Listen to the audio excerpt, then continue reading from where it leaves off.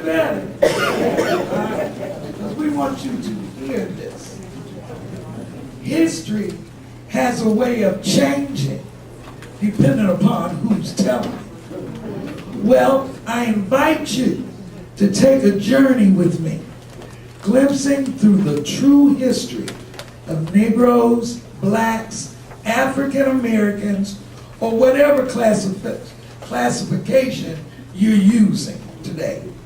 It is a journey of a race of valiant men and women who fought their way out of prejudicial degradation.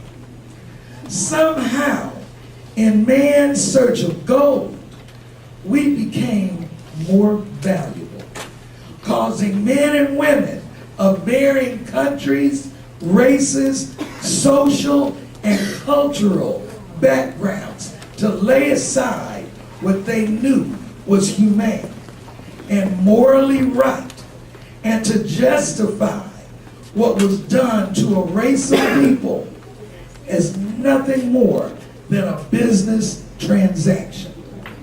In 1705, William de la Palma of the well-established Dutch West Indies, India Company stated, "Concerning the trade on this coast, we notified your highness that nowadays the natives no longer occupy themselves with the search for gold, but rather make war on each other in order to furnish slaves. The Gold Coast has changed into a complete slave coast.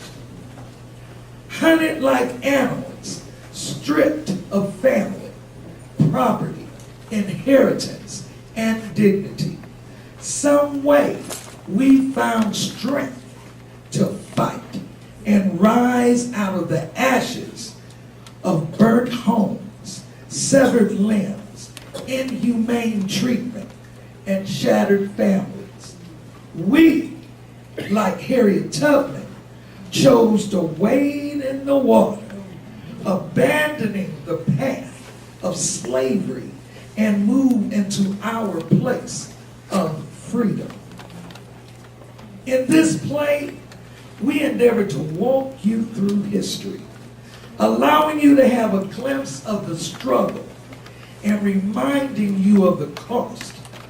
Freedom isn't free. It has been paved with the blood, pain, and anguish of our foreparents and those of other races who joined in and even sometimes helped to spearhead the fight.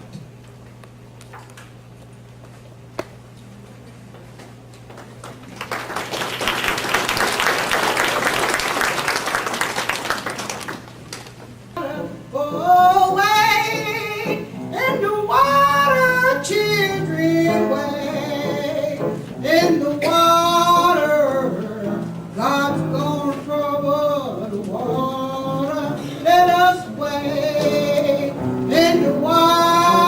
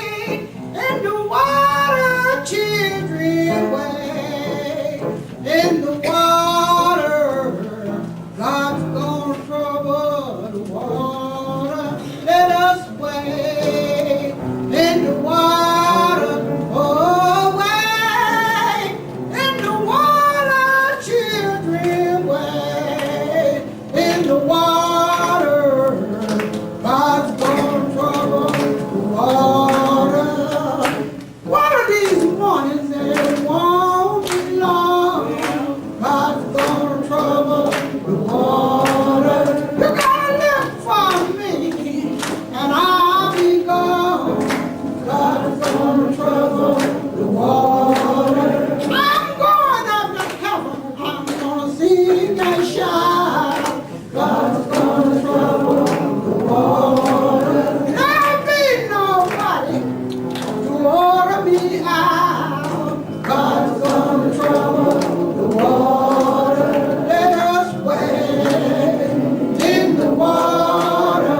Oh, wade in the water, children, wade in the water. God's gonna trouble the water. God's gonna trouble the water. God's gonna trouble the water.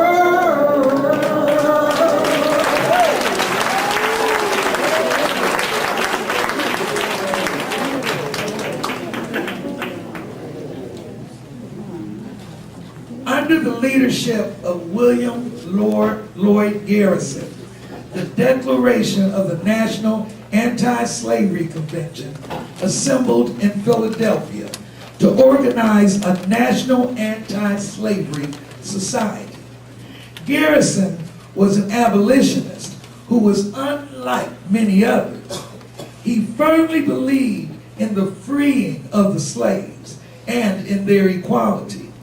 He fought for their equal rights as well as for the rights of women. At the age of 26, he founded a weekly anti-slavery newspaper called The Liberator, which he used to inform and motivate others into action. In 1844, he called the Constitution a covenant with death, an agreement with hell, referencing the compromise made to put slavery in it.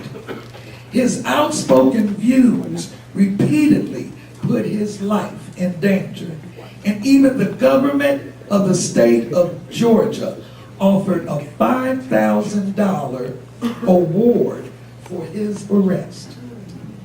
Garrison's unwavering belief in equality for all did gain him respect. In 1879, at Garrison's memorial, Frederick Douglass, then employed as a United States Marshal, said it was the glory of this man that he could stand alone with the truth and calmly await the result.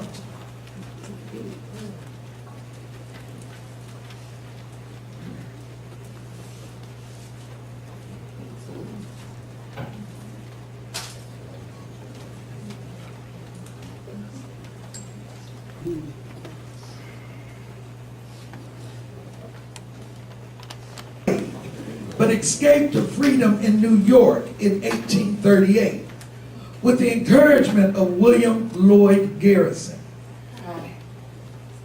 Douglass became a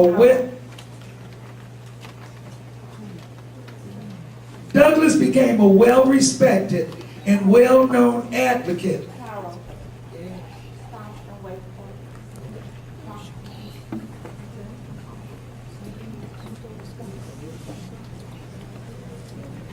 Give us a minute, please.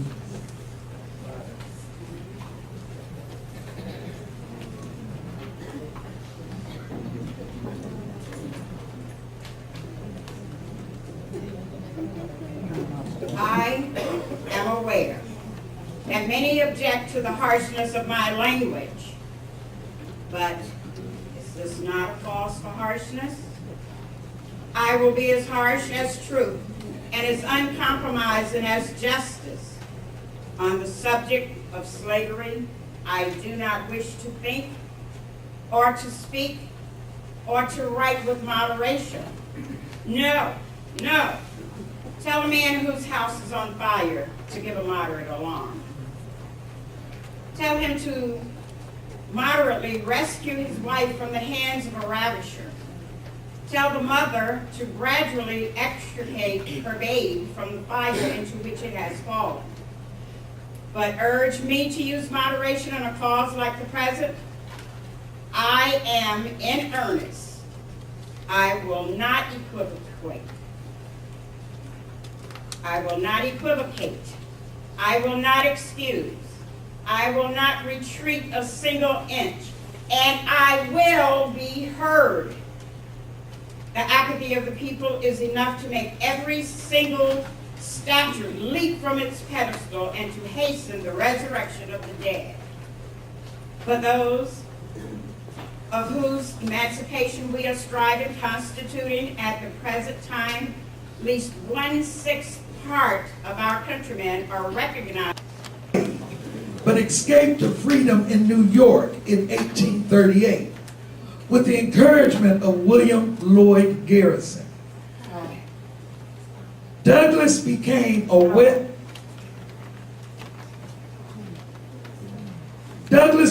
well-respected and well-known advocate